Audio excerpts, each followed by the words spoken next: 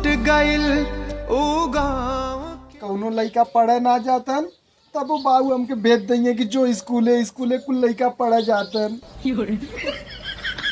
ए बाऊदी थाना होई दे बाऊ ते थाना ले दे दायित्व बा।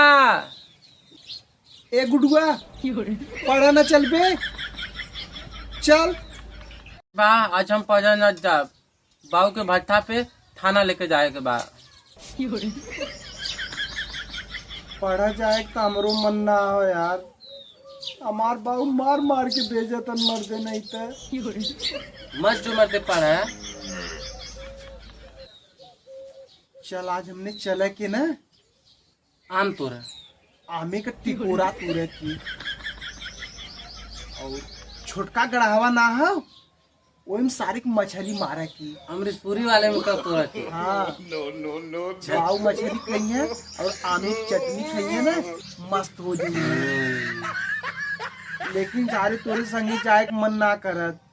काहे पर साल गल रहे तो हम छोड़ के भाग गल रहे। सरऊ का हम भागत रहे हमरे गाड़ी में कुत्ती दस गल। लेकिन आज न दस्ती चल। चल